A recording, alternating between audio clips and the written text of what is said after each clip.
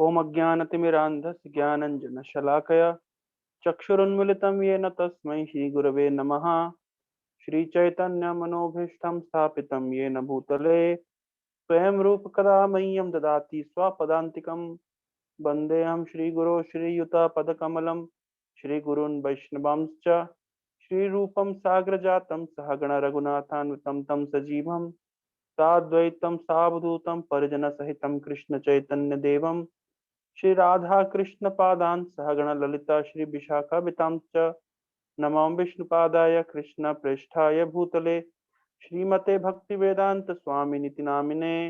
नमस्ते सारस्वती देवे गौरवाणी प्रचारिणे निर्विशेष शून्यवादी पाश्चात्य देश तारिणे। हे कृष्ण करुणा सिंधु दीन बंधो जगतपते गोपेश गोपिका कांत राधा कांत नमस्तुते। तप्त कांचन गौरांगी राधे वृंदावनेश्वरी वृषभानुसुते देवी प्रणमामि हरिप्रिये। वाञ्छाकल्पतरुभ्यश्च कृपा सिन्धुभैव च पतितानां पावनेभ्यो वैष्णवेभ्यो नमो नमः। नमो महावदान्याय कृष्ण प्रेम प्रदायते कृष्णाय कृष्ण चैतन्य नामने गौरतिषे नमः। नीलाचल निवासाय नित्याय परमात्मने बलभद्र सुभद्राभ्याम जगन्नाथाय ते नमः। जय श्री कृष्ण चैतन्य प्रभु नित्यानंद श्री अद्वैत गदाधर शिवासादि गौर भक्त वृंदा। हरे कृष्णा कृष्णा कृष्णा हरे हरे हरे राम राम राम हरे हरे। हरे कृष्णा। आप सभी का हार्दिक स्वागत है आज के सत्र में। तो हम लोग भगवद गीता के दूसरे अध्याय के 7वें नंबर श्लोक का पाठ कर रहे थे। कार्पण्य दोषोपत स्वभाव पृच्छामि त्वाम धर्म सम्मूढ़ चेता यत् श्रेयस्याम निश्चितम ब्रूहि तन्मे शिष्यस्तेहम शाधिमाम त्वाम प्रपन्नम। अब मैं अपनी कृपण दुर्बलता के कारण अपना कर्तव्य भूल गया हूँ और सारा धैर्य खो चुका हूँ। ऐसी अवस्था में आपसे पूछ रहा हूँ कि मेरे लिए जो श्रेयस्कर हो उसे निश्चित रूप से बताएं। मैं आपका शिष्य और आपका शरणागत हूँ, कृपया मुझे उपदेश दें। तो इस श्लोक में हमने शिक्षा ये ली थी कि अर्जुन जो पहले कृष्ण के साथ मित्रवत था, अब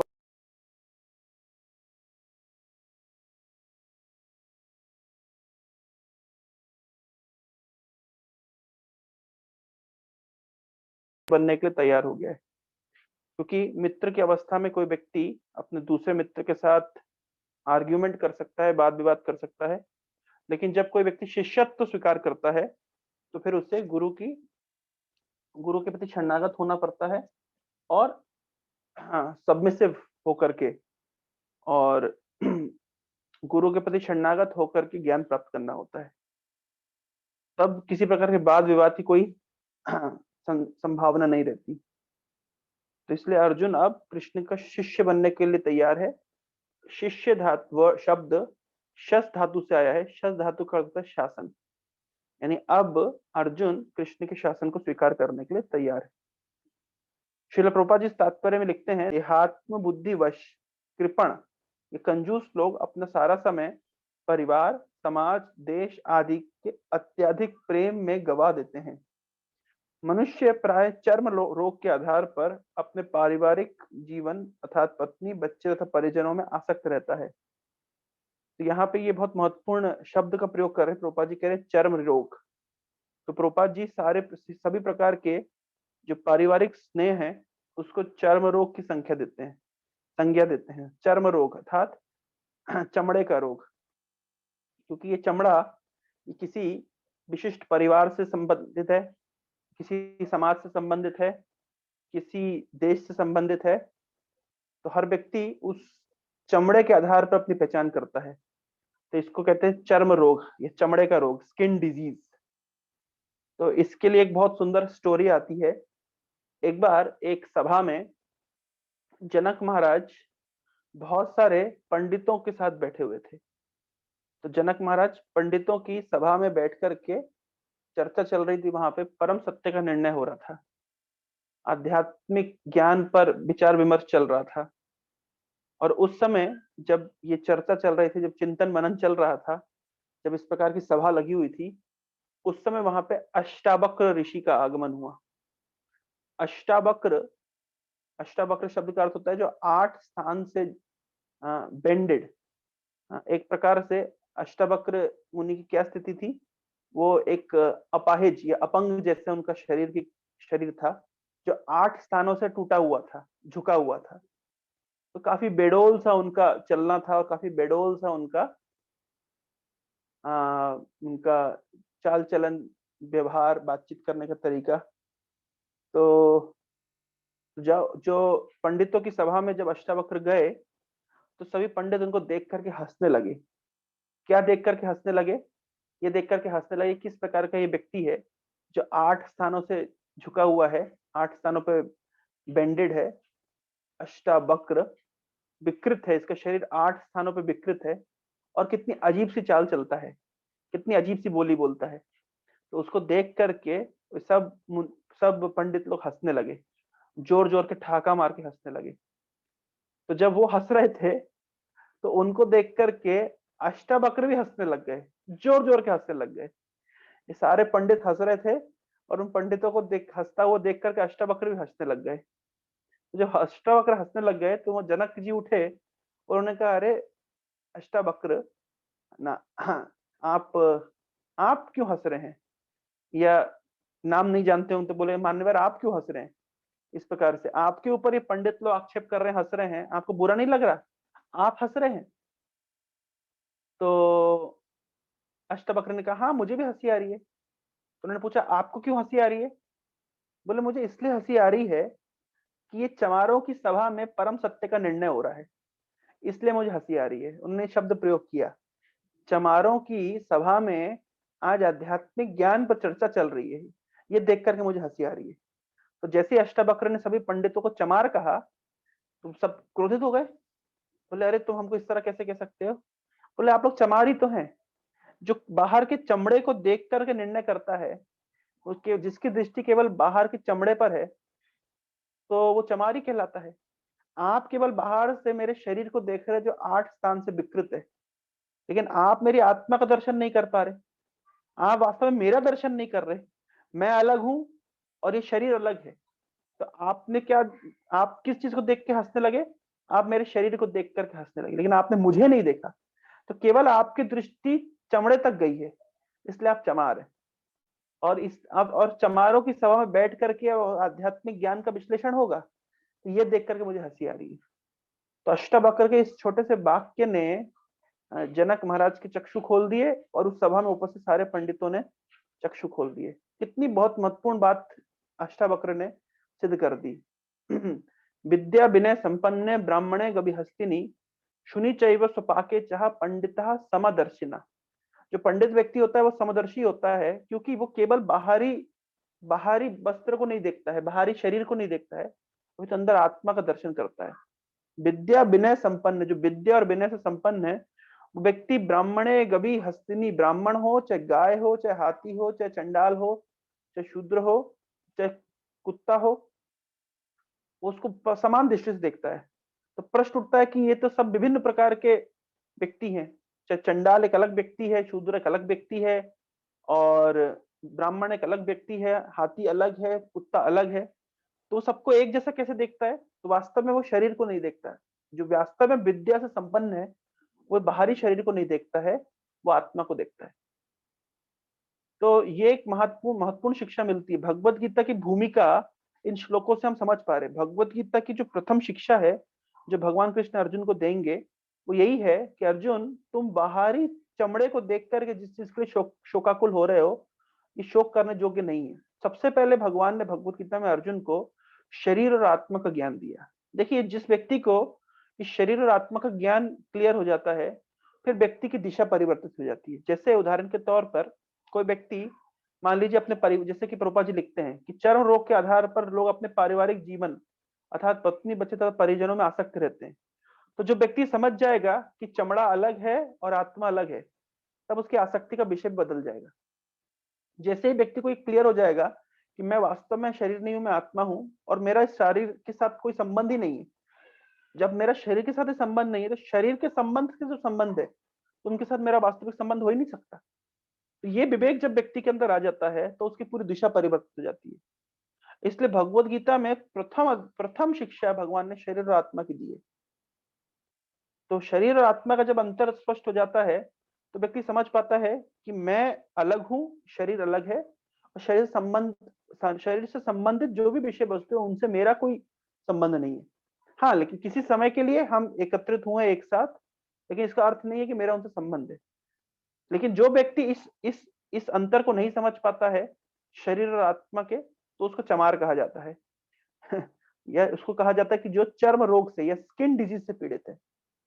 अब देखिए संसार में हर व्यक्ति इस तरह की, हम देखते हैं भारत में बहुत जात पात का विषय होता है, कौन व्यक्ति ऊंची जात का है, कोई व्यक्ति नीची जात का है, और बहुत भेद होता है। लेकिन जो व्यक्ति वास्तव में पंडित है, जो वास्तव में ज्ञानी है, वो जानता है कि शरीर और आत्मा अलग है, और सभी जीवात्माएं हैं जिन्होंने विभिन्न प्रकार के शरीर प्राप्त किए, कुछ ऊंची जाति में, कुछ निम्न जाति में। तो इस प्रकार का वो भेद नहीं करते। हम देते हैं संसार में बहुत धर्म के नाम पर, भारत में तो आजकल चल रहा है पॉलिटिक्स में हिंदू मुस्लिम हिंदू मुस्लिम, लेकिन ये बुद्धिमान व्यक्ति इस प्रकार का भेद नहीं करता। पॉलिटिशियन लोग तो चाहते हैं इस प्रकार का भेद कर करके फूट डाले और ताकि उनका वोट बैंक बढ़े। लेकिन जो धर्म के नाम पे अभी चल रहा था कुछ दिनों, आपने सुना होगा हिजाब के ऊपर जो, हाँ, कर्नाटका में ये जो केस हुआ। हाँ, जब कुछ मुस्लिम लड़कियां हिजाब पहन करके बुर्का डाल करके अपने शिक्षण संस्थानों में आई, तो कुछ हिंदू लड़के, हाँ, गेरुआ रंग का कपड़ा डाल करके, हाँ, सैफरन कुछ स्कार्फ डाल करके अब कॉलेज में आते हैं और जय श्री राम के नारे लगाते हैं। लेकिन सबसे प्रथम शिक्षा जो भगवान राम की है, ये भगवान कृष्ण की है, उसको तो नजरअंदाज कर दिए। प्रथम ये ऐसा कहा जाता है विभिन्न प्रकार के असत संघ होते हैं, बुरा संघ, उसमें से एक बुरा संघ होता है धर्मध्वजी। ये धर्मध्वजी वो लोग होते हैं जो धर्म का झंडा लेकर के चलते हैं, लेकिन इन्हें धर्म के सिद्धांतों का कोई बोध नहीं। और इस कैटेगरी में आजकल के जितने जो धर्मध्वजी जो धर्म का झंडा लेकर के चल रहे हैं, लाल रंग का कपड़ा डाल करके और जय श्री राम के नारे लगा रहे हैं, उनसे अगर वास्तविकता में पूछा जाए आपको धर्म के विषय में क्या ज्ञान है, तो वो बोलेंगे हम कल आए थे, हमारे पास 2 विश्व हिंद बजरंग दल के और कुछ कार्यकर्ता, तो वो हमसे आशा करते हैं कि आप इस्कॉन में हैं तो आप हमारा सहयोग करिए, और ताकि हमारा धर्म आगे बढ़े, हमारा सनातन धर्म आगे बढ़े, हमारा हिंदू धर्म आगे बढ़े। अगर आप उनसे बैठा के पूछ लीजिए सनातन धर्म क्या है, तो सनातन धर्म की व्याख्या नहीं कर सकते, सनातन धर्म के विषय में जानते ही नहीं है। उन्हें लगता है क्योंकि मैं हिंदू परिवार में जन्म लिया हूँ इसलिए मैं हिंदू हूँ। तो इसको चर्म रोग कहते हैं प्रभुपाद जी। ये बिल्कुल ही अज्ञानता बच, क्योंकि मैंने हिंदू परिवार में जन्म लिया इसलिए मैं हिंदू हूँ, सनातनी हूँ। और लोग आजकल टी शर्ट पे लिख बोलते हैं मैं सनातनी। सनातन शब्द का अर्थ ही जो नहीं जानता है वो अपने आप को सनातनी कह करके पूरे समाज में घूम रहा है। कितना ढोंग। जैसे सनातन शब्द का अर्थ हम श्रील प्रभुपाद जी भगवत गीता के इंट्रोडक्शन में लिखे हैं, आप लोग जरूर पढ़िएगा। श्रील रामानुजाचार्य जिनकी जिनकी विग्रह को स्थापित किया है प्रधानमंत्री नरेंद्र मोदी जी ने तेलंगाना में, श्रील रामानुज आचार्य ने सनातन की व्याख्या करी है। सनातन क्या होता है? सनातन होता है जिसका आदि नहीं है, जिसका अंत नहीं है, इसे कहते हैं सनातन। तो वास्तव में शरीर का तो आदि भी है और अंत भी है, इसलिए शरीर के धर्म को सनातन नहीं कहते। लेकिन क्योंकि धर्म का अर्थ क्या होता है? धर्म का अर्थ होता है किसी वस्तु की प्रॉपर्टी। जैसे उदाहरण के तौर पर जल, पानी, तो पानी की प्रॉपर्टी है बहना। आग की प्रॉपर्टी होती है, आग की प्रॉपर्टी होती है हीट एंड लाइट। जहां आग है वहां हीट होगी, वहां लाइट होगा। नमक की प्रॉपर्टी होती है उसकी सॉल्टीनेस। चीनी की प्रॉपर्टी, शुगर की प्रॉपर्टी होती है उसकी मिठास। इसको कहते हैं धर्म। जो वस्तु को अलग नहीं कर सकते आप उसको कहते हैं वस्तु शक्ति भी कह सकते हैं। तो वास्तव में आत्मा क्योंकि अनंत है, आत्मा अनादि है, आत्मा को कोई स्टार्टिंग नहीं है, अंत नहीं है, इसलिए आत्मा की वृत्ति का भी कोई स्टार्टिंग नहीं और अंत नहीं है। तो आत्मा के धर्म को सनातन धर्म कहा जाता है, ना कि क्योंकि मैं हिंदू परिवार में जन्म लिया इसलिए मैं सनातनी हूं। आत्मा की वृत्ति ही सनातन है, आत्मा का धर्म सनातन है। तो सनातन धर्म का अर्थ हुआ आत्मा का धर्म। अब चाहे वो हिंदू हो, चाहे वो मुस्लिम हो, चाहे वो क्रिश्चियन हो, चाहे वो किसी भी जात में जन्म लिया व्यक्ति हो, लेकिन सभी वास्तव में जीवात्मा है और उन सबका धर्म वास्तव में सनातन है। लेकिन अब एक प्रोपोगंडा पड़ गया हिंदू धर्म मतलब सनातन धर्म, हम सनातनी हैं और इसका झंडा लेकर के चलते हैं। ये सब चीटिंगबाजी है, ये धर्मध्वजी है।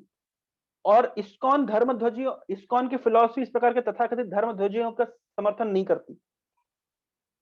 हाँ, हमारा कोई भी किसी भी प्रकार का पॉलिटिकल एजेंडा नहीं है, ना ही हम किसी भी पार्टी को, किसी भी संघ को हम हमारी फिलॉसफी कहती है कि हम इनके साथ में हैं। कभी-कभी एक भ्रम होता है, इस्कॉन के भक्तों में भी ये भ्रम होता है कि जनरली, क्योंकि इस्कॉन एक धार्मिक संस्था है और एक पर्टिकुलर पार्टी है जो धर्म धर्म के प्रति जिनका सॉफ्ट व्यू है, तो लोग सोचते हैं कि हम उनके समर्थक हैं।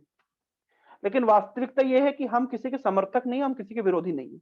हमारा पॉलिटिक्स से कुछ लेना-देना नहीं है। ये पहली शिक्षा है। कभी-कभी आप भक्तों के बीच में इस तरह का मतभेद पाएंगे कि भक्त लोग किसी-किसी पार्टी का समर्थन करते हैं। ये उनकी पुरानी कंडीशनिंग है। हमें एक सब प्रकार की पार्टी पॉलिटिक्स, सब प्रकार का पक्ष-विपक्ष, सब प्रकार का ये तथाकथित जो जो भी संसार में चल रहा है उसको ट्रांसेंड करना, ये हमारी प्रथम शिक्षा है।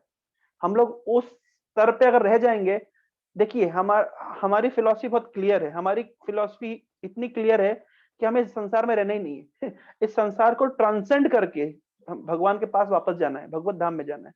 ये हमारी शिक्षा है, ये हमारी फिलॉसफी है। इस संसार की पॉलिटिक्स से हमारा कुछ लेना देना नहीं है।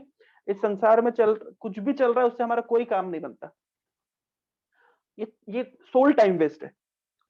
तो इसलिए एज अ डिवोटी फिलोसफिकली हमें जानना चाहिए। प्रभुपाद जी ने कभी आपने देखा कि किसी पार्टी का समर्थन किया हो या किसी पार्टी का विपक्ष किया हो सकता है कि हर मंदिर का पीआर डिपार्टमेंट जो होता है, पब्लिक रिलेशन डिपार्टमेंट, उनको हो सकता है कि किसी पार्टी के प्रति, किसी संघ के प्रति कुछ बोलना पड़े, कुछ रिलेशनशिप बनाना पड़े। वो एक एक चलाऊ प्रक्रिया है। समाज में रहना है, सोसाइटी में रहना है, तो इस तरीके से करना पड़ता है कि जो पार्टी होती है उसको समर्थन करना पड़ता है। कभी-कभी किसी नेता को बुला करके उद्घाटन कराना पड़ता है, किसी कार्य का रिबन कटवाना पड़ता है। ये सब समाज में चलने के लिए आवश्यक है, लेकिन हमारी फिलॉसफी ये नहीं है। फिलॉसफी तो बहुत ही दिव्य है। तो क्लियर करना चाहिए। अब आप बोले प्रभु जी, आपने बोला हम किसी पार्टी का समर्थन नहीं करते, लेकिन हम तो देखते हैं कि मंदिरों में, विशेष रूप से इस्कॉन में, तो बड़े-बड़े नेताओं को बुला करके रिबन कटाया जाता है या उनसे भाषण दिलवा दिया जाता है। तो वो केवल काम चलाओ प्रक्रिया है। वो समाज में रहने के लिए ऐसे ऐसे कहा जाता है, एक हिंदी में कहावत है, जल में रहकर मगर से बैर। आप पानी में रहते हैं और मगरमच्छ से बैर करेंगे तो आप पानी में रह नहीं पाएंगे। तो इसलिए जिस स्थान पे रहते हैं उस स्थान पे थोड़ा बहुत सस्टेन करने के लिए अपने आप को इस तरीके की अम, जुगाड़ करनी पड़ती है। लेकिन ये हमारी फिलॉसफी नहीं है। हमारी फिलॉसफी है केवल कृष्ण पर पूर्ण रूप से निर्भर रहना। लेकिन इसका अर्थ ये नहीं होता कि हम समाज के प्रति अब हम बिल्कुल ही विमुख हो जाएं। ऐसा नहीं है। इसलिए देखिए, आप कभी-कभी डिवोटीज लोग भी जाके वोट देते हैं, तो ये अच्छी बात है कि इसमें कुछ गलत नहीं है। पर हमको समझना चाहिए कि हमारा लक्ष्य क्या है और हमारा दर्शन क्या है। प्रैक्टिकलिटी थोड़ी सी अलग अलग चीज चाहिए। प्रैक्टिकलिटी होना जरूरी है क्योंकि हमको समाज में रहना, हम लोग उस तरह के साधु नहीं है जो जंगल में रह के जी सकते हैं। तो क्योंकि हम समाज में रहते हैं इसलिए हमें समाज के नियमों के हिसाब से चलना पड़ता है। अब ये नहीं बोल सकते कि आप साधु हो गए हैं या आप इस्कॉन वाले हो गए, आपने सब कुछ ट्रांसेंड कर दिया है तो आप लेफ्ट की जगह राइट में चलेंगे, है ना, और हरी बत्ती पे रुकेंगे और लाल बत्ती पे चलेंगे। तो ऐसा आप नहीं कर सकते। तो जो समाज के नियम है, देश के नियम है, उसको मानना है। लेकिन एट द सेम टाइम हमें जानना पड़ेगा कि हमें जानना पड़ेगा कि हमें लक्ष्य क्या है हमारा। मैं छोटा सा उदाहरण देता हूँ। हमारे आचार्यों ने भी इस तरह बहुत स्पष्ट किया है। जैसे उदाहरण के तौर पर चैतन्य महाप्रभु यद्यपि ये शिक्षा दिए हैं कि हमको, हम शरीर नहीं आत्मा है और हमें भगवान के धाम में वापस जाना, ये शिक्षा चैतन्य महाप्रभु ने दी है। लेकिन प्रैक्टिकल सेंस में देखिए, चैतन्य महाप्रभु ने कुछ कुछ छोटा छोटा ऐसा आचरण किया है जिससे वो जानते थे कि समाज में अगर इस प्रकार का आचरण नहीं करेंगे तो परिस्थिति विपरीत हो जाएगी। जैसे उदाहरण के तौर पे चैतन्य महाप्रभु जब प्रयाग में थे, काशी में थे, तो चैतन्य महाप्रभु रहते थे चंद्रशेखर आचार्य के घर में। तो चंद्रशेखर आचार्य जात से एक शूद्र थे, लेकिन चैतन्य महाप्रभु भोजन करते थे तपन मिश्र के घर में, जो कि एक ब्राह्मण थे। तो प्रश्न उठता है कि क्या चैतन्य महाप्रभु चंद्रशेखर के घर भोजन नहीं कर सकते थे? तो उत्तर यह है कि अगर चैतन्य महाप्रभु चंद्रशेखर के घर में भोजन करते, तो उस जमाने में जो सामाजिक रीति थी कि अगर कोई व्यक्ति शूद्र के घर में भोजन कर लेता है तो वो अपवित्र माना जाता है, फिर उसकी बात कोई भी नहीं सुनता। तो इसलिए चैतन्य महाप्रभु ने बहुत इंटेलिजेंटली क्या किया, उन्होंने सोचा कि मेरा जो मिशन तो है, मुझे भगवत भक्ति का प्रचार करना है। अगर इस तरह के छोटे मोटे पेटी पॉलिटिक्स में मैं लग जाऊंगा, लोग छोटी-छोटी बातों में अगर मेरा विरोध करेंगे, तो मेरी शिक्षाओं को ग्रहण नहीं करेंगे। इसलिए चैतन्य महाप्रभु ने किसी भी प्रकार के नियम का उल्लंघन नहीं किया। तो समाज में जैसा चलता था वैसा किया। तो रहते थे चंद्रशेखर आचार्य के घर में, लेकिन भोजन करते थे तपन मिश्र के घर में। उसी प्रकार से चैतन्य महाप्रभु ने संन्यास लिया मायावादी संप्रदाय में, शंकराचार्य के संप्रदाय में। तो क्या वैष्णवों के संप्रदाय में संन्यास नहीं ले सकते थे? ले सकते थे। लेकिन उस समय प्रचलन था कि सन्यासी मतलब मायावादी सन्यासी। शंकराचार्य के संप्रदाय का अत्यधिक बोलबाला था। तो चैतन्य महाप्रभु ने उस नियम का पालन किया। उसी प्रकार से चैतन्य महाप्रभु ने गृहस्थ आश्रम से सन्यास क्यों लिया? क्योंकि गृहस्थ आश्रम में देखा कि मेरे बात का कोई स्वागत नहीं कर रहा है, क्योंकि सन्यासी की बात का स्वागत किया जाता है, सन्यासी की बात सुनी जाती है। इसलिए चैतन्य महाप्रभु ने सन्यास ले लिया। तो ये जो छोटे छोटे नियमों का पालन किया चैतन्य महाप्रभु ने, क्योंकि जानते थे कि सन्यासी अल्प छिद्र सर्वलोके गए। कोई व्यक्ति अगर थोड़ा सा भी आचरण गलत करता है, अगर विशेष रूप से सन्यासी है, तो लोग उसके उस छेद को पकड़ते, उस गलती को पकड़ते हैं। तो चैतन्य महाप्रभु ने किसी को अवसर नहीं दिया उस तरह के वाद विवाद करने का, लेकिन सामाजिक रीतियों को मानते हुए चैतन्य महाप्रभु ने कृष्ण भक्ति का उपदेश दिया। प्रभुपाद जी ने भी इस तरह हमको शिक्षा दी है कि हम इस्कॉन में रहते हैं, तो इस्कॉन, प्रभुपाद जी कहते हैं my devotees are first class gentleman. First class gentleman का अर्थ होता है कि उन्हें चाहिए कि वह समाज के, सरकार के नियम को माने, और ताकि संसार में केओटिक सिचुएशन ना बने। अगर आप कुछ दिनों पहले घटना हो गई, हमारे कुछ भक्त, दो घटना सुना रहा हूं। हमारे कुछ भक्त गए किसी व्यक्ति घर, किसी व्यक्ति ऑफिसर से मिलने के लिए। तो अब देखिए, गवर्नमेंट ऑफिस में जनरली राष्ट्रपति की फोटो होती है। तो हमारा भक्त इतना अनभिज्ञ था, उसने राष्ट्रपति की फोटो देख करके पूछा ये कौन है? तो जिस ऑफिसर के पास गए वो तो बहुत नाराज हो गया, बोले तो आपको ये नहीं पता ये कौन है? अब कहाँ रहते हैं? तो बहुत गुस्सा हो गया वो ऑफिसर। तो इतना कम से कम आप प्रचार मूवमेंट में हैं, हम कोई जंगलों में रह नहीं रहे हैं कि हम कोई हिमालय के ऊपर नहीं रह रहे हैं कि अब हम बिल्कुल संसार में क्या चल रहा है इतने भी कॉमन सेंस ना रखें। हैं? तो हमें इतना तो कॉमन सेंस रखना चाहिए कि कौन राष्ट्रपति है, कौन प्रधानमंत्री है। तो ये छोटा सा कॉमन सेंस है। तो वो ऑफिसर बहुत नाराज हो गया।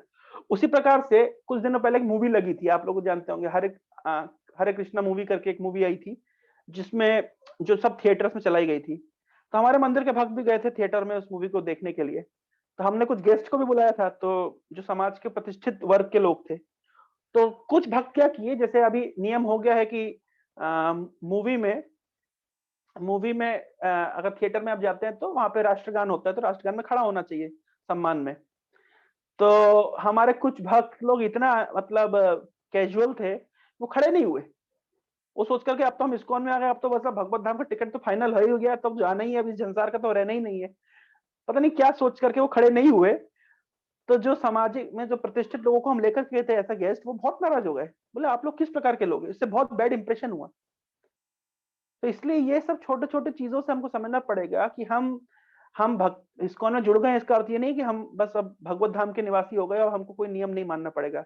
अरे नियम की बात तो नारद मुनि भी, जब हिरण्यकशिपु का राज चल रहा था, तो हिरण्यकशिपु की जय जयकार बोलते थे। कुछ समय के लिए उन्हें हरे कृष्णा बोलना छोड़ दिया था। हरे कृष्णा मन में बोलते थे और जय हिरण्यकशिपु लाउडली बोलते थे।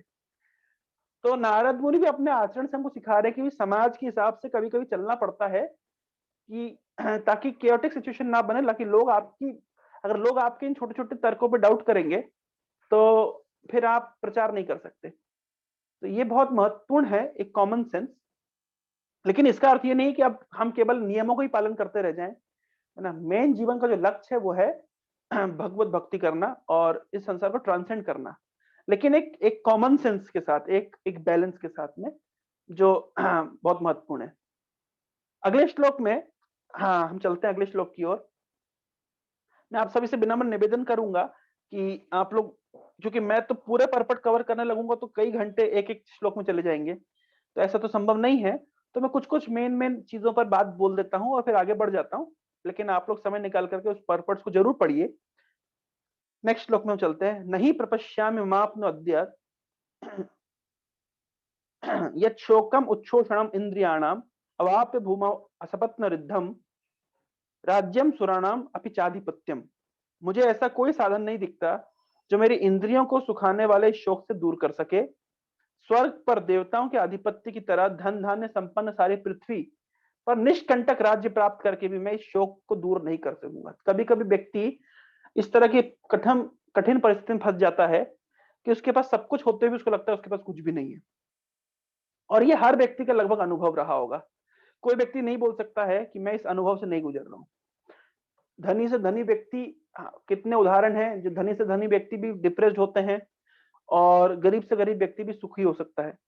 तो ये नहीं बोल सकते हैं कि केवल धन होना या एक सामाजिक प्रतिष्ठा होना हमारे सुख का साधन है। क्योंकि हर व्यक्ति इस संसार में जो भी है, वास्तव में भगवान ने संसार को डिजाइन इस तरह किया है कि हर व्यक्ति किसी न किसी अवस्था में दुख में है। क्योंकि ये जानना बहुत महत्वपूर्ण है, बारंबार इस तरीके से समझाया जाता है। एक छोटा सा लेसन है जिसको आपको समझना चाहिए।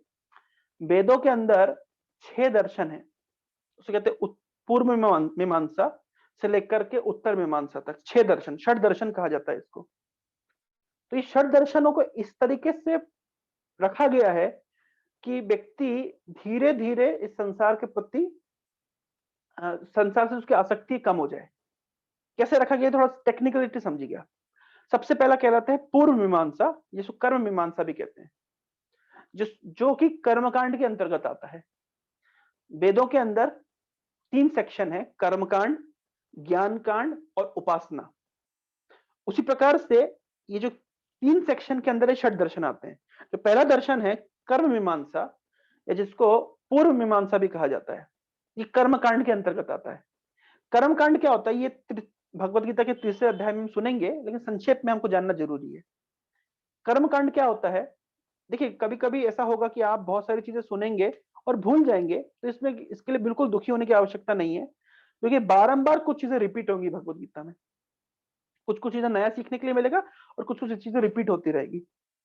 तो उससे हम अब धीरे धीरे वो हमारे हमारे बुद्धि में घुसने लगेगा। तो कर्म कांड इसके अंतर्गत आता है, कर्म मीमांसा या पूर्व मीमांसा भी कहा जाता है इसको। इस दर्शन को, इस फिलॉसफी को दिया था जैमिनी ऋषि ने। तो इस फिलॉसफी के जो प्रवर्तक है उनका नाम है जैमिनी। अब कर्म कांड क्या है? कर्म कांड है कर्म करो और उसका फल भोगो। अगर आप अच्छा कर्म करते हो तो उसका अच्छा फल मिलता है, और बुरा कर्म करते हो तो बुरा फल मिलता है। कितना सिंपल फिलॉसफी है। इसको कहते हैं कर्म मीमांसा या पूर्व मीमांसा। ये फिलॉसफी किसने दी है? जैमिनी ऋषि ने दी है। तो इस सिद्धांत में क्या है कि व्यक्ति कर्म करता है, अच्छा कर्म करता है, अच्छा फल पाता है, बुरा कर्म करता है, बुरा फल पाता है, और इस प्रकार से उसका जीवन चलता रहता है। तो व्यक्ति जब विभिन्न प्रकार का सुख के लिए प्रयास करता है, जैसे तो उसको सुख मिलता है, लेकिन वो एक चीज का अनुभव करता है कि मैं तो सुख के लिए प्रयास करता हूं, लेकिन मुझे दुख भी तो मिलता है उस सुख के साथ में। जैसे एक सिक्के के 2 पहलू, तो एक सिक्के के 2 पहलू होते हैं, उसी प्रकार से संसार में सभी सुखों के पीछे दुख भी है। एक के साथ एक फ्री का मॉडल चलता है यहाँ पे। आप सुख के लिए प्रयास करते हैं, लेकिन उसके साथ दुख ऑटोमेटिकली आ जाता है। जैसे मान लीजिए कोई व्यक्ति अच्छा भोजन करने के लिए प्रयास करता है, लेकिन जब भोजन करता है तो फिर उस भोजन के साइड इफेक्ट भी होते हैं। एक व्यक्ति धन कमाने के लिए प्रयास करता है, उसको धन तो मिल जाता है, लेकिन धन के साथ कुछ साइड इफेक्ट भी आते हैं। कोई एक बीमारी को निपटाने के लिए एक प्रकार की दवाई लेता है, लेकिन उस दवाई के साइड इफेक्ट से दूसरी बीमारी आ जाती है। तो इसको कहते हैं कर्म मीमांसा, मतलब कर्म कांड। जब हम कुछ कर्म करते हैं, उसका फल मिलता है, उसका साइड इफेक्ट भी हमको मिलता है। तो व्यक्ति क्या होता है, इस प्रकार से कई जीवन तो कर्म करता है, फल भोगता है, कर्म करता है, फल भोगता है, कभी स्वर्ग जाता है, कभी नरक जाता है, अपने फलों के भोग करते हुए। इसी संसार में कभी बहुत धनी व्यक्ति बनता है, कभी गरीब व्यक्ति बनता है, कभी बहुत बुद्धिमान बनता है, कभी बिल्कुल मूर्ख बनता है। तो इस प्रकार से वो संसार में आ ब्रह्म भुवनान लोक का पुनरावृत्ति नोर्जुन, बारंबार बारंबार चक्कर काटता रहता है। लेकिन जैसे ही उसका विवेक जागृत होता है, सोचता है मैं कर क्या रहा हूं, मैं कर्म कर रहा हूं, उसका फल भोग रहा हूं, कर्म कर रहा हूं, फल भोग रहा हूं, कर्म कर रहा हूं, फल भोग रहा हूं। उसके आगे क्या है? तो उसके आगे, जब अभी तक उसने सोचा नहीं था, ये कर्म कांड है, लेकिन जैसे वो सोचने लगता है उसके आगे क्या, तब वो आ गया ज्ञान कांड के अंतर्गत। अब कर्म कांड से वो ट्रांसेंड कर गया ज्ञान। जब ज्ञान में ट्रांसेंड कर गया, उसके अंदर 4 दर्शन आते हैं।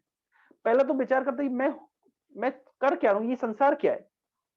तो संसार का विश्लेषण करता है। ये संसार बना किससे? तो भाई, तो वो ये बना है, ये एटम और मॉलिक्यूल से, वैशेषिका कहते हैं इसको। ये थ्योरी कनाड ने दी थी। इसी तरीके से वो विचार करता है कि वास्तव में मैं कौन हूं, मैं तो इस शरीर से अलग हूं, तो वो आत्मा के विषय में उसका चिंतन शुरू होता है। तो शरीर और आत्मा में अंतर, उसको कहते हैं सांख्य। ये थ्योरी कपिल ने दी थी। इस प्रकार से तो वो आगे बढ़ता है। तो पहले कर्म कांड और फिर आता है ज्ञान कांड। तो ज्ञान कांड में जब स्थित हो जाता है तो ज्ञान कांड का आखिरी पहलू है, उसको कहते हैं योग, जिसको पतंजलि ने दिया था। कि योग में क्या होता है कि भाई जो व्यक्ति समझ जाता है कि मैं आत्मा हूं और परमात्मा का अस्तित्व भी है और मेरा इनसे संबंध है, तो फिर संबंध को वो जोड़ने में लग जाता है। इसको कहते हैं योग, जुड़ना। ये ज्ञान कांड की पराकाष्ठा है। और उसके बाद में लास्ट आता है उत्तर मीमांसा, या इसको वेदांत भी कहते हैं, जिसके प्रवर्तन व्यास देव ने किया है, जो कि आता है आ, उपासना के अंतर्गत, आखिरी वेदों का लक्ष्य।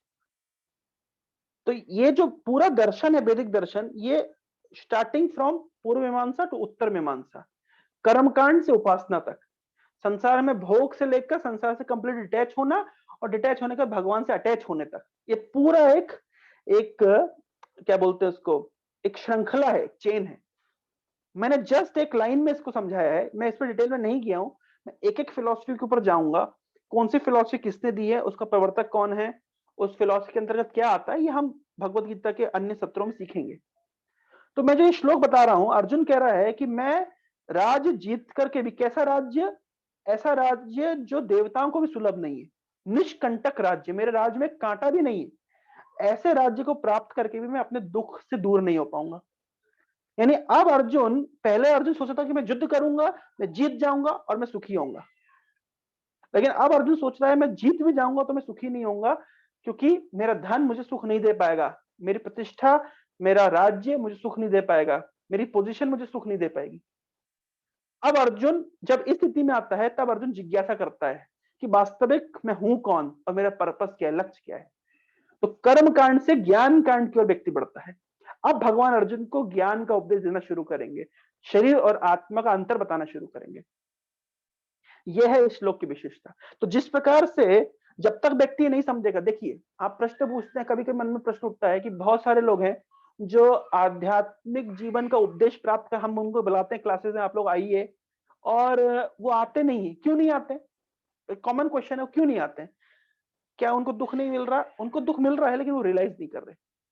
जब तक व्यक्ति कर्मकांड के अंतर्गत कर्म कर रहा है, फल भोग रहा है, कर्म कर रहा है, फल भोग रहा है, लेकिन जब तक वो ये अनुभव नहीं करेगा कि मुझे सुख के साथ दुख फ्री में मिल रहा है, और हो सकता है दुख ज्यादा मिल रहा है, जब तक उसके अंदर ये चिंगारी नहीं आएगी, तब तक आप उसको कितनी क्लास में बुला लीजिए और कितने प्रीचिंग कर लीजिए, वो कृष्णा कॉन्शियसनेस एक्सेप्ट करने की स्थिति में है ही नहीं। तो कृष्णा कॉन्शियसनेस कौन एक्सेप्ट कर पाता है? जो जिसके अंदर ये थोड़ा सा मतलब विवेक आ गया। कर्मकांड, ज्ञान कांड, उपासना। तो कर्म कांड से ज्ञान कांड तक व्यक्ति को लेकर के आना है, और इतना सहज नहीं है। ये कई इसमें ये जो यहाँ जो, और उसके ज्ञान कांड में भी कई लोग अटक जाते हैं। जैसे लोग कर्म में अटके हुए हैं, वैसे बहुत सारे लोग हैं जो ज्ञान में अटक जाते हैं। ज्ञान के ऊपर भी भक्ति, उसमें भी बहुत कम लोग आ पाते हैं। इसलिए श्रीमद् भागवतम के छठे स्कंद में कहा गया है कि जो इतने सारे लोगों में भक्तों की संख्या बहुत कम होती है। बहुत सारे लोग जो कर्म कांड में लगे हुए हैं, उनमें से कोई कोई एक व्यक्ति होगा जो मुक्त है, और अनेक अनेक मुक्तों में कोई एक होगा जो सिद्ध है, अनेक अनेक सिद्धों में कोई एक होगा जो नारायण पारायण है। तो इतना सहज नहीं है, लेकिन मैकेनिज्म इस तरह से है। कहां से शुरू होता है? व्यक्ति कर्म करता है, फल भोगता है, कर्म करता है, फल भोगता है, इस तरीके से कई जन्मों तक चलता रहता है। बहुनाम जन्मनाम अंते ज्ञानमान माम प्रपद्यते। ज्ञानमान का अर्थ क्या हुआ कि भाई कर्म कांड में फंसा हुआ था, लेकिन धीरे से एक दिन किसी बुद्धिमान व्यक्ति के अंदर, किसी भाग्यशाली व्यक्ति के अंदर, किसी व्यक्ति के अंदर जिसको साधु संघ का सौभाग्य प्राप्त हुआ है, तो वो ये जिज्ञासा करेगा, अरे कर्म कर रहा हूं मैं और फल भोग रहा हूं, लेकिन फिर भी मैं दुखी हूं, फिर भी सुख के साथ दुख ऑटोमेटिकली मिल रहा है, नेक्स्ट क्या? तो जो नेक्स्ट का, जब तक ये प्रश्न उसके अंदर नहीं आया, जब तक ये जिज्ञासा उसके अंतर्गत नहीं आती है, उसके मन में नहीं आती है, तब तक वो नेक्स्ट लेवल पे ट्रांसलेट नहीं करता। तो ये एक पूरा श्रृंखला है। श्रील प्रभुपाद जी इसको बहुत सिस्टमेटिक तरीके से समझाए हैं। जनरली क्या होता है, जब विभिन्न प्रकार के दार्शनिक होते हैं, वो इनकी स्टडी करते हैं, तो वो कर्म मीमांसा की अलग स्टडी करते हैं, उत्तर मीमांसा की अलग स्टडी करते हैं, सांख्य की अलग स्टडी करते हैं, वैशेषिक की अलग स्टडी करते हैं, योग की अलग स्टडी करते हैं। इस प्रकार से विभिन्न दर्शनों की अलग अलग स्टडी करते हैं और उसमें उनको कोई कनेक्शन नहीं दिखता, लेकिन वास्तव में ये 6 के 6 दर्शन बिल्कुल इंटरकनेक्टेड है, एक के बाद एक के बाद एक। और ये 6 के 6 दर्शन केवल किताबी दर्शन नहीं, एक व्यक्ति इन अवस्थाओं से गुजरता है। ये पूर्व मीमांसा शुरू होकर के उत्तर मीमांसा की अवस्था तक वो जाता है और तब जाकर के वो जीवन के लक्ष्य को जान पाता है। तो ये हम भगवत गीता के अगले सत्रों में, विशेषकर तीसरे अध्याय में, ये चीज को और क्लियर अंडरस्टैंडिंग हमको मिलेगी। इस श्लोक का मैं अनुवाद पढ़ रहा हूं। मुझे ऐसा कोई साधन नहीं दिखता जो मेरी इंद्रियों को सुखाने वाले शोक को दूर कर सके। स्वर्ग पर देवताओं के आधिपत्य की तरह धन्य धान्य संपन्न सारी पृथ्वी पर निष्कंटक राज्य प्राप्त करके भी मैं इस शोक को दूर नहीं कर सकूंगा।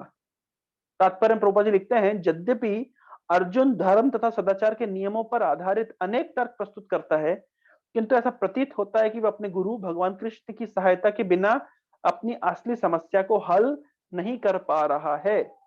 वह समझ गया था कि उसका तथाकथित ज्ञान उसकी उन समस्याओं को दूर करने में व्यर्थ है।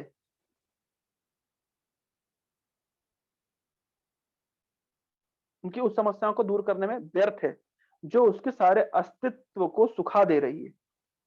उसे इन उलझनों को भगवान कृष्ण जैसे आध्यात्मिक गुरु की सहायता के बिना हल कर पाना असंभव लग रहा था। शैक्षिक ज्ञान, विद्वत्ता, उच्च पद, ये सब जीवन की समस्याओं को हल करने में व्यर्थ हैं। यदि कोई इसमें सहायता कर सकता है तो वो एकमात्र गुरु। अतः निष्कर्ष निकलता है कि गुरु जो 100% कृष्ण भावना भावित होता है, वही एकमात्र प्रामाणिक गुरु है और वही जीवन की समस्याओं को हल कर सकता है। तो इसलिए प्रोपा जी लिख रहे हैं कि इस प्रकार के जीवन की समस्याओं को हल करने के लिए व्यक्ति को चाहिए गुरु के शरण ले। अब गुरु किस प्रकार का होना चाहिए, तो प्रोपा जी इसमें बता रहे हैं कि गुरु कौन हो सकता है, जो पूर्ण कृष्ण भावना भावित हो। भगवान चैतन्य ने कहा है, जो कृष्ण भावनामृत के विज्ञान में दक्ष हो, जो कृष्ण तत्ववेता हो, कृष्ण तत्व को जानता हो, चाहे वो किसी भी जाति में हो, वो वास्तविक गुरु है। किबा विप्र किबा न्यासी शूद्र केने नोए, जय कृष्ण तत्ववेता से ही गुरु है। चाहे कोई व्यक्ति विप्र हो, वैदिक ज्ञान में दक्ष हो, या निम्न जाति में जन्मा शूद्र हो, सन्यासी हो, या वह कृष्ण के विज्ञान में दक्ष कृष्ण तत्व है, कृष्ण तत्ववेता है, तो वो यथार्थ में प्रमाणिक गुरु है। चाहे वो विप्र है, चाहे वो सन्यासी है, चाहे वो शूद्र है, चाहे वो गृहस्थ है, अगर वो कृष्ण तत्व को जानता है तो वो गुरु है, ऐसा चैतन्य महाप्रभु कहते हैं।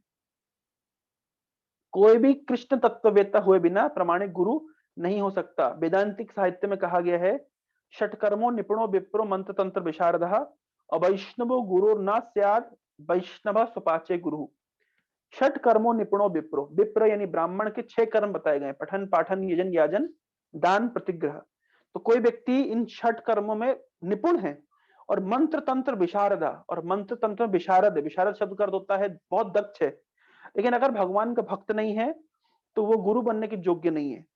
लेकिन जो भक्त है, जो वैष्णव है, वो भले ही अगर चंडाल कुल में जन्म लिया है तो वो गुरु बनने के योग्य है, ऐसा पद्म पुराण में कहा गया है। तो बहुत क्लियरली श्रील प्रभुपाद जी अपने तात्पर्य में लिख देते हैं, गुरु कौन बन सकता है, जो कृष्ण भावना भावित हो। तो मैंने पिछले श्लोक में बताया था कि जो चर्म रोग मतलब जो शरीर को ही सब कुछ समझता है, जिसको आत्मा के विषय में कोई ज्ञान नहीं है। तो देखिए, बहुत सारे गुरु होते हैं जिनको शरीर और आत्मा के विषय में बहुत विश्लेषक ज्ञान होता है, लेकिन वो सफिशिएंट नहीं है। प्रभुपाद जी क्लियर से लिख रहे हैं कि 2 प्रकार का आध्यात्मिक ज्ञान है, ऐसा प्रभुपाद जी 4थे अध्याय में लिखेंगे। एक होता है आत्म तत्व विज्ञान, एक होता है भगवत तत्व विज्ञान। कंप्लीट गुरु का अर्थ होता है जो आत्म तत्व को भी जानता है और भगवत तत्व को भी जानता है, क्योंकि जब तक कोई व्यक्ति भगवत तत्व को नहीं जानता, वो आत्म तत्व को भी ठीक ठीक नहीं जान पाता। कैसे, मैं छोटा सा प्रमाण आपको देता हूँ। प्रभुपाद जी उदाहरण देते हैं, जैसे मान लीजिए आत्म तत्व विज्ञान मतलब मैं कौन हूं, ये विज्ञान, और भगवत तत्व विज्ञान मतलब भगवान कौन है, ये दोनों ही महत्वपूर्ण है। अधिकाधिक संस्थाओं में आप जाएंगे, अधिकाधिक गुरुओं के पास जाएंगे, तो अधिक से अधिक आपको वो आत्म तत्व विज्ञान दे सकते हैं, मैं कौन हूं, लेकिन भगवत तत्व विज्ञान उनके पास नहीं है। भगवत तत्व विज्ञान केवल वैष्णव के पास मिलता है। छोटा सा मैं उदाहरण आपको देता हूं। जैसे मान लीजिए एक, प्रभुपाद जी उदाहरण देते हैं, एक मिरर, एक दर्पण आपके सामने रखा है, लेकिन पूरे कमरे में अंधकार है। जब पूरे कमरे में अंधकार है तो उस दर्पण में आप अपना चेहरा भी नहीं देख सकते। तो दर्पण में अपना चेहरा देखने के लिए आपको लाइट चाहिए। तो लाइट चालू करने का अर्थ होता है भगवत तत्व विज्ञान का बोध होना। तो जब लाइट चालू हो गई तो हमको लाइट का भी ज्ञान होता है और उस मिरर में अपने चेहरे का भी ज्ञान होता है। तो भगवत तत्व विज्ञान की बदौलत आत्म तत्व विज्ञान भी मिल जाता है और भगवत तत्व विज्ञान मिल जाता है। भाई 100 का नोट में 50 का नोट, 20 का नोट, 10 का नोट, 5 का नोट, 1 का नोट सब आ गया। उसी प्रकार से जब भगवत तत्व विज्ञान व्यक्ति का क्लियर है तो उसके अंदर आत्म तत्व विज्ञान भी अपने आप क्लियर हो जाता है। लेकिन कोई व्यक्ति केवल आत्म तत्व विज्ञान का बोध रखता है तो उसे ज्ञान पूरा नहीं है। तो प्रभुपाद जी क्लियर लिख दिए गुरु कौन है, जो वैष्णव है, जिसको भगवत तत्व विज्ञान में बिल्कुल ठीक ठीक मालूम है, जो कृष्ण तत्व बेचता है वही गुरु है। तो हर व्यक्ति गुरु बनने के योग्य नहीं है। जय कृष्ण तत्व बेता से ही गुरु होए, ये चैतन्य महाप्रभु का निर्णय है। इस प्रकार के गुरु के पास जाकर के हमें हमारे जीवन की समस्याओं को समझने का प्रयास करना चाहिए और उस उनसे फिर उन गुरु से आध्यात्मिक ज्ञान प्राप्त करके अपने जीवन को उस तरह से मोल्ड करना चाहिए। ये इस श्लोक की मूल शिक्षा है। हरे कृष्णा। तो अगले कक्षा से हम लोग भगवान के द्वारा दिए गए वाक्यों को सुनना शुरू करेंगे। भगवान ने किस प्रकार से अर्जुन के डाउट्स को खंडन किया, संशय का खंडन किया। अर्जुन ने जो जो डाउट किए प्रथम अध्याय में, युद्ध ना करने के जो जो कारण बताए हैं, भगवान ने बहुत सिस्टमेटिकली उन कारणों को खंडन किया है और सही सिद्धांत को स्थापित किया है, जो हम अगले कक्षा में देखेंगे। हरे कृष्णा। अगर किसी के मन में कोई जिज्ञासा है, कोई कोई संदेह है, कोई प्रश्न है, तो आप पूछ सकते हैं।